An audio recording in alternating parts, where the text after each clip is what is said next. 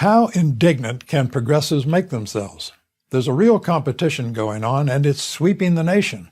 Progressive versus progressive, competing to see who can most flamboyantly claim to be offended, to proclaim that their feelings have been hurt, or that their sensitivities have been rubbed raw, or their serenity disturbed, or their composure discombobulated by something that someone has said, or by something they have seen, such as a Confederate flag, or a building named after Woodrow Wilson. But, actually, I think progressives are not sufficiently imaginative. There are many more things they could be indignant about, starting with where I live, Washington, D.C. The Washington Post newspaper is, if it will pardon the expression, on the warpath against the name of the Washington Redskins football team. The paper says the name is racist, insulting, demeaning, insensitive, and so on. But the Washington Post takes its name from its city, which is named for George Washington, who was not only a slave owner, he was a tobacco farmer, which some progressives probably think is almost as awful. No way! Surely the Post should change its name and should demand that the nation's capital be renamed, perhaps as Eleanor Roosevelt City. Obviously, it cannot be named for her husband, he who ordered the internment of 117,000 persons of Japanese descent, 2/3 of whom were native-born American citizens. And there are hundreds of other towns, counties, parks, and schools named for Washington, such as Washington and Lee University.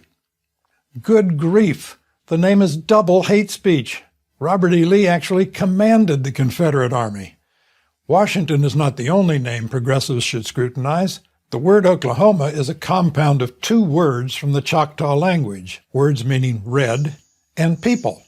If it is intolerable to have a football team named Redskins, it must be worse to have a state named Red People. But let's get back to cleansing America of all mentions of historic figures who were less than perfect progressives. On the tidal basin in Washington, there's a memorial to the slave-owning Thomas Jefferson. This memorial should have a trigger warning carved into its marble. Jacksonville, Florida, and Jackson, Mississippi, and many other places and things are named for Andrew Jackson, the tormentor of Native Americans. All must be renamed for someone who was saintly as progressives understand saintliness. And speaking of saints, surely good progressives are traumatized by the names of St. Louis, St. Petersburg, San Diego, San Antonio, not to mention Corpus Christi. Progressives like it when courts rule that non-denominational prayers at high school graduations violate the separation of church and state. Why then don't they consider it a constitutional outrage that there are cities named for religious figures, including Nancy Pelosi's San Francisco? That city is, if progressives will pardon the expression, the Vatican of American progressivism. Progressives should demand that all such cities be renamed for progressive saints. Tony Bennett could sing, "I left my heart in Nancy Pelosi City." Or we could give these places names that give no offense because they have no meaning. Joseph Nippenberg is an American rarity, a sensible professor.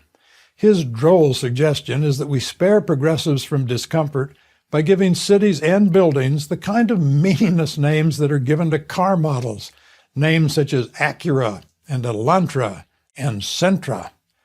And what about the state flag of hyper-progressive Massachusetts? Its flag depicts a Native American holding, brace yourself, a bow and arrow, a weapon. Surely progressivism's sensitivity police cannot permit this depiction. It reinforces the hurtful stereotype of Native Americans as less than perfectly peaceful people. Minnesota, too, should hang its head in shame.